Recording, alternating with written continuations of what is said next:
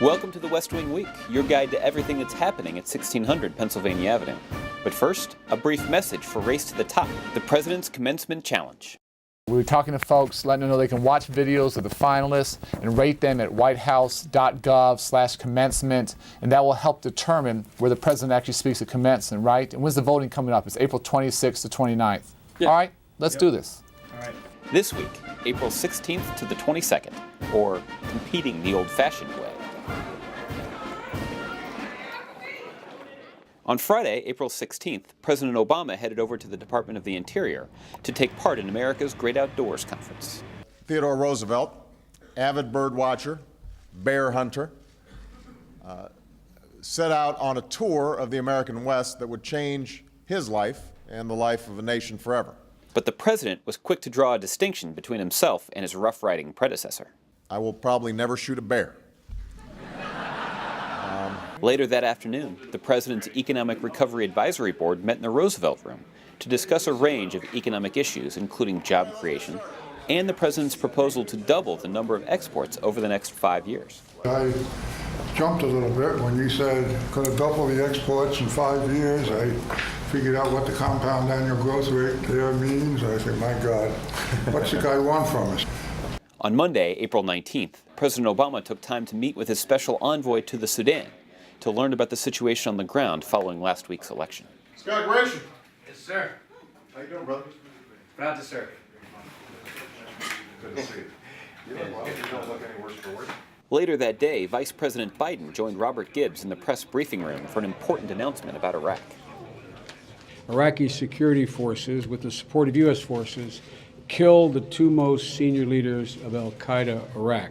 He went on to add, Their deaths are potentially devastating blows to al-Qaeda Iraq.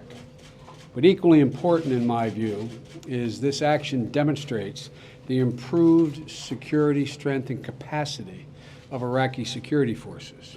On a rainy Wednesday, April 21st, President Obama met with bipartisan members of the Senate at the White House. They had 90,000 at Tuscaloosa. No. I think it was 7 at Auburn. Yeah, it's a good crowd. Same day. We just need a quarterback now.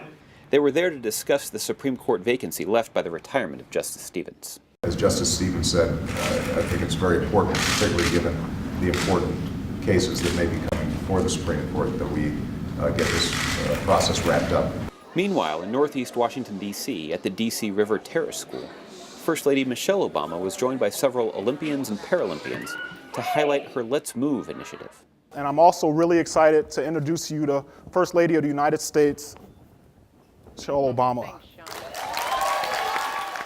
And Shawnee, Shawnee didn't grow up in a neighborhood where anybody talked about speed skating, because we're both South Side Chicago, right, Shawnee? South Side, South Side. But we didn't grow up with speed skating. How do you even know about speed skating? We had ice, but we didn't have speed skating. And on Thursday, April 22nd, the president traveled to New York City, where he delivered a speech at Cooper Union on Wall Street reform. It is wonderful to be back in Cooper Union.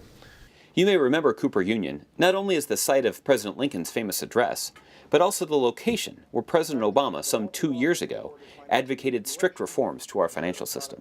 With a dedicated agency setting ground rules and looking out for ordinary people in our financial system, we will empower consumers with clear and concise information when they're making financial decisions. So instead of competing to offer confusing products, companies will compete the old-fashioned way by offering better products. And in the afternoon, President Obama hosted a reception in the Rose Garden, marking the 40th anniversary of Earth Day. Today we celebrate 40 years of Earth Day. Now, obviously, Earth's been around longer than that, but we have been celebrating Earth Day for 40 years, which was a bright moment in our nation's history and a milestone in the ongoing fight to protect our environment. To find out more information on any of these topics or to see complete videos of these events, go to whitehouse.gov. And thanks again for checking out your West Wing Week. I thought that it'd be nice to kick it off hearing from Dorothy Height. Having known all the great heroes and being one yourself of the civil rights movement, how do you think we were the beneficiaries of all that work should be thinking about that period, and are there some reflections, Dorothy, that you want to share with us? First, I want to thank you for this opportunity for us to come together, because I think we should never forget what the struggle has been. And we should also recognize the progress that we've made. And of course, you're part of that great progress, and we're very proud of it. It means a great deal to us.